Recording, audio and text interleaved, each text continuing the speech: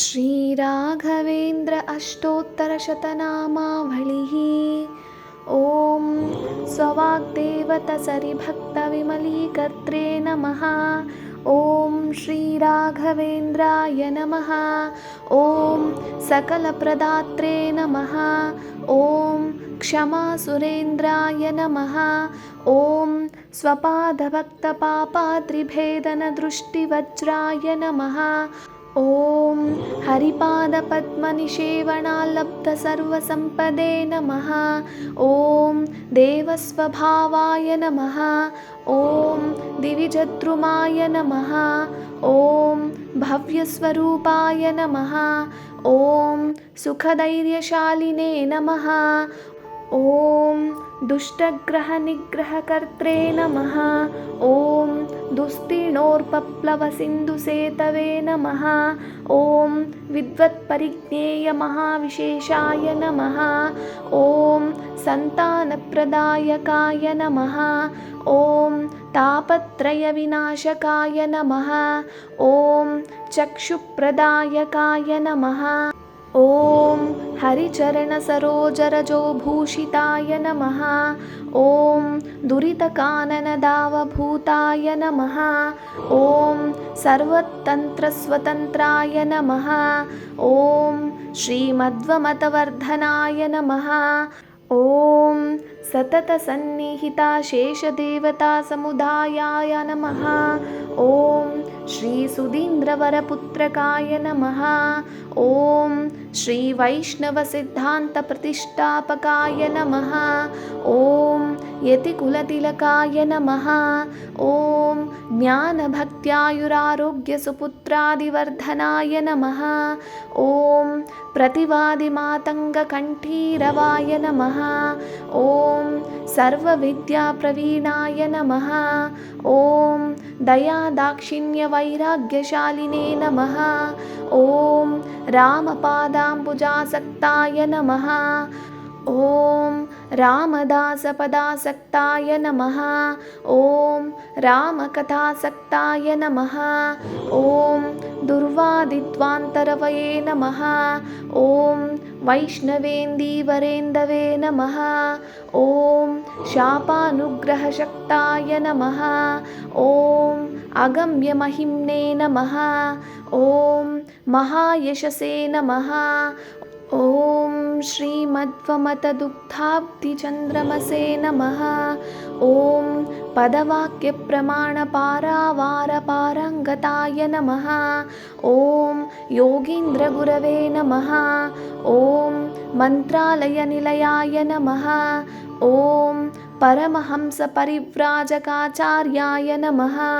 ॐ समग्रटीकाव्याख्याकर्त्रे नमः। ॐ चन्द्रिकाप्रकाशकारिणे नमः। ॐ सत्यादिराजगुरवे नमः। ॐ भक्तवत्सलाय नमः। ॐ प्रत्यक्षफलदाय नमः। ॐ ज्ञानप्रदाय नमः। ॐ सर्वपूज्याय नमः। ॐ तर्कताण्डवव्याख्याकर्त्रे नमः। ॐ कृष्णोपासकाय नमः। ॐ कृष्णद्वैपायनसुहृदे नमः। ॐ आर्यानुवर्तिने नमः। ॐ निरस्तदोषाय नमः। ॐ निरवत्यवेशाय नमः।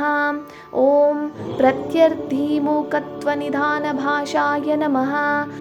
ॐ यमनियमासनप्राणायामप्रत्याहारध्यानधारणसमाध्यष्टाङ्गयोगानुष्ठाननिष्ठाय नमः।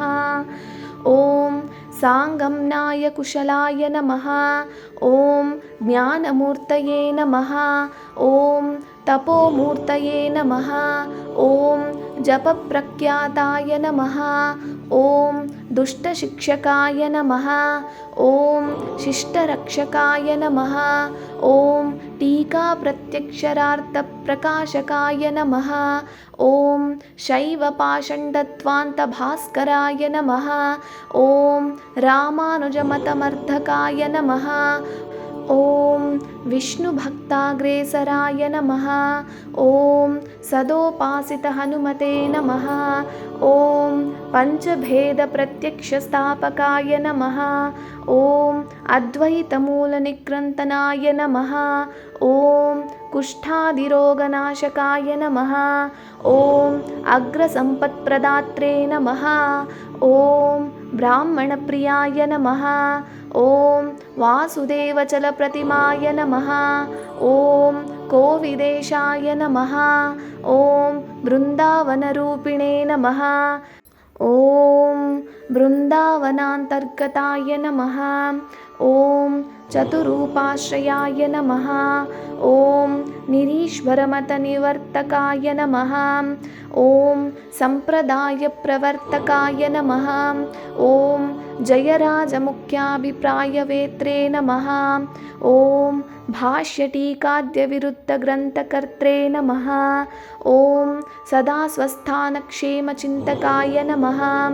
ॐ काषाय चेलभूषिताय नमः। ॐ दण्डकमण्डलुमण्डिताय नमः। ॐ चक्ररूपहरिनिवासाय नमः।